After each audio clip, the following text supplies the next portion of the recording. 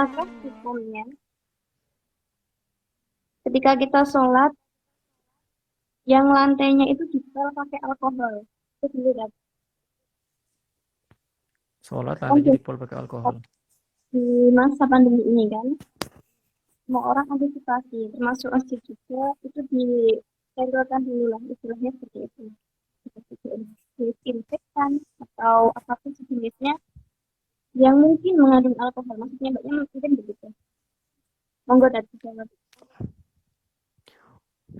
Oke. Bismillahirrahmanirrahim. Pertama, alkohol itu penggunaannya bisa dilihat dari dua sisi. Pertama, haram atau tidak. Yang kedua, najis atau tidak. Seperti itu. Jadi ada dua. Jadi nggak semua yang najis itu haram, nggak semua yang haram itu najis. Nah, alkohol itu.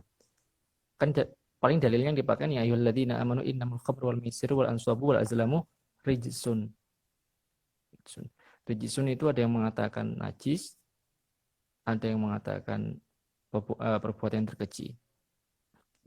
Hai orang yang beriman, sungguhnya khamar, berjudi, terus berhala, mengundi nasib itu rijsun, perbuatan terkeji atau anak yang ngomong najis.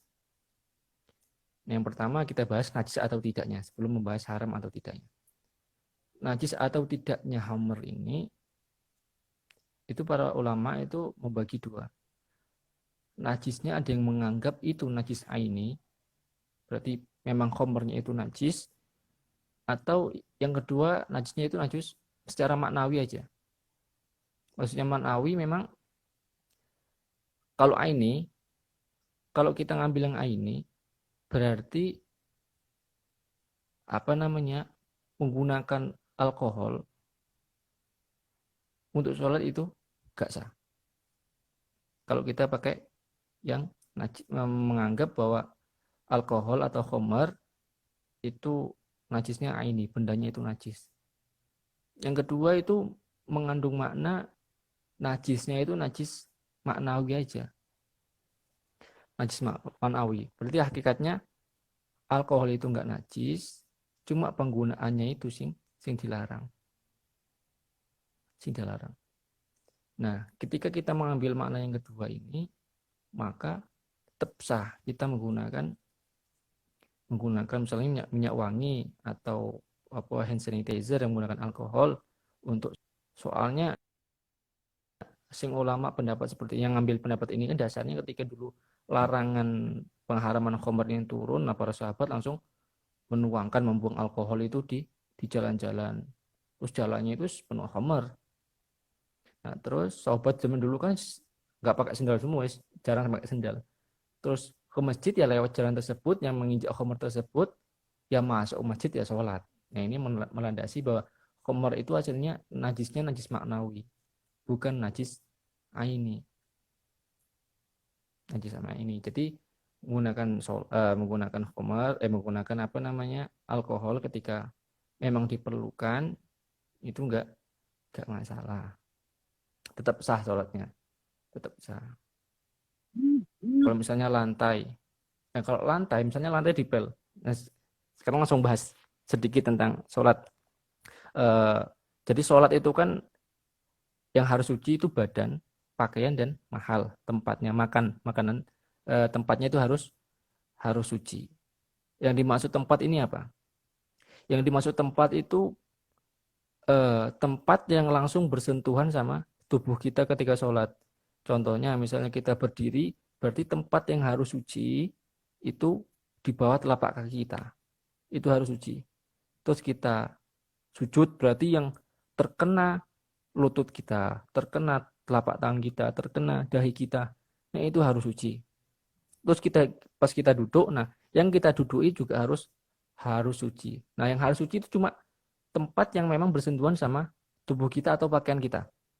Jadi misalnya kita sholat di sajadah. Sajadahnya di ujungnya ada tai cicak. Ketika tai cicak tersebut nggak bersentuhan sama kita, itu tetap sah sholatnya. Terus kalau misalnya di tempat najis pun, misalnya lantainya itu memang benar-benar najis, misalnya bekas air kencing misalnya, ada binatang kencing, kering, kering, terus kita sholat, kita lemei pakai sajadah. Ketika memang nggak tembus ke atas, itu tetap sah sholat di atas itu, karena lantainya nggak langsung bersentuhan sama kita bersentuhannya sama sajadah gitu. Jadi kalau cuma alkohol itu nggak masalah. Maksudnya bukan alkohol homernya loh, alkohol yang buat membersihkan masjid, apa namanya, ya sing nyemprot itu loh, ya itu nggak masalah. Yang kedua kita bahas haram atau enggaknya.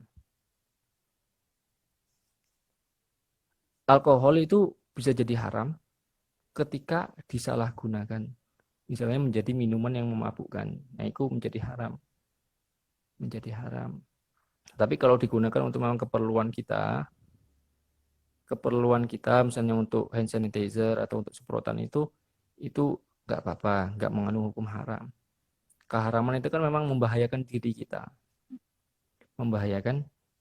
minum alkohol itu. Atau bisa jadi nggak boleh pakai minyak wangi sing alkoholnya terlalu banyak, ketika kita semprotkan alkoholnya terlalu menyengat terus membuat kepala kita pusing, nah, itu juga nggak boleh. Haram tapi tetap suci, bukan misalnya itu najis, karena kita udah punya kita sepakat pokoknya lah ya, najisnya itu najis maknawi. Alkohol itu najis haram digunakan, bukan najis bendanya seperti itu mawar. Soalnya alkohol pun terbuat dari anggur pun, anggur asinnya suci juga, bukan terbuat dari perkara yang najis kan. Seperti itu. Mungkin Mbak Sulis kurang jelas atau bagaimana? Ini tadi juga ada sambungan ya Kak sebenarnya soalnya. Tadi kan eh, intinya kan tidak apa-apa. Nah, kalau ini itu ketika membaca Quran, tangan kita itu pakai hand sanitizer, itu sebenarnya membaca. Apakah hukumnya juga ada? Boleh, boleh sama aja. Hand, hand sanitizer tuh nggak najis kok, nggak najis. Alkohol kalau kita mengambilnya, kita pakai pendapat yang maknanya alkohol itu najis maknawi, itu nggak apa-apa. Pakai hand sanitizer, pegang Quran, nggak masalah, tetap boleh megang. Tapi kalau misalnya nyucinya pakai perkara najis, nah itu sih nggak boleh megang Al-Quran. Terus megang Al-Quran itu bukan syaratnya, itu bukan badan kita harus suci dari najis, tapi badan kita harus suci dari hadas kecil maupun hadas besar. Itu yang nggak boleh megang Quran. Tapi kalau misalnya kaki kita kena kotoran misalnya, najis, megang Quran tuh nggak apa-apa. Yang nggak boleh itu kita berhadas, bukan kita kena najis. Hadas sama najis kan beda ya. Oke, seperti itu.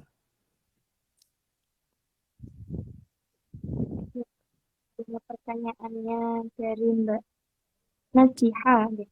Dari ini kemarin dari mana? Jepara. Ini ikut les gitu ya? Tadi ikut yang pertama, nampaknya. Tapi pertanyaannya alhamdulillah sudah selesai, sudah terjawab semua. Yeah. Yang pertanyaan tadi semua terjawab deh. Maksudnya semuanya paham jawabannya. Yeah. Insya Allah. Karena waktu sudah jam 8 lebih, melewati dari apa yang saya pikirkan. Saya kira nanti itu sejam itu cukup. Ternyata buatkan. Enak sekali ternyata ngaji itu. Nggak kerasa sampai hampir setengah 9. Ya, ngaji pokoknya dibuat asik aja ngaji pokoknya. Kewajiban kita ngaji ya ngaji. Semua dibuat asik ya gak kerasa gitu kan. Mungkin ada yang ikut lagi ini mau tanya lagi. Iya,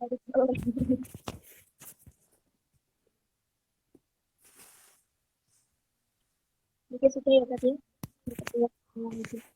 Langsung doa. Apa Doa. ada kata penutup Rian dari jenengan ya. Ya, penutup pokoknya akhlak itu nomor 2, semua itu nomor 2. Yang pertama itu ilmu. Pokoknya semua itu harus dilandasi dengan ilmu. Jadi jangan sampai kita itu bosan untuk menuntut ilmu, apalagi malas buat menuntut ilmu. Seperti itu mungkin. Terus doanya moga-moga apa yang kita lakukan hari ini bisa menjadi amal jariah kita, bisa mendatangkan manfaat bagi kita, dan ilmu yang kita dapatkan moga-moga menjadi ilmu manfaat. Dan semoga musibah bencana pokoknya yang terjadi di dunia ini, khususnya di Indonesia, yang disebabkan oleh virus COVID ini, semoga cepat berakhir dan semua bisa berjalan dengan normal seperti biasanya. Amin. Ya. Pripun malih? Jadi nggak mau nutup, masih pengen lagi, Pripun? kira masih tapi berhubung sudah malam dan mungkin teman-teman sudah waktunya istirahat dan ini saja ya.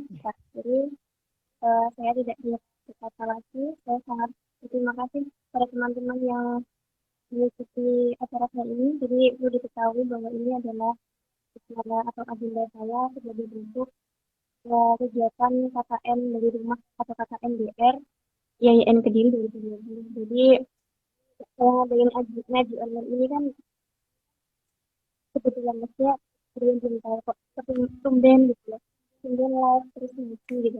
Ini ya sebenarnya dalam rangka NDR gitu, agenda saya dalam NDR.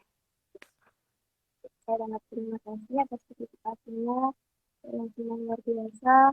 Semoga tadi yang disampaikan Ustadz dapat diterapkan dan bermanfaat. Assalamualaikum warahmatullahi wabarakatuh. Dan terus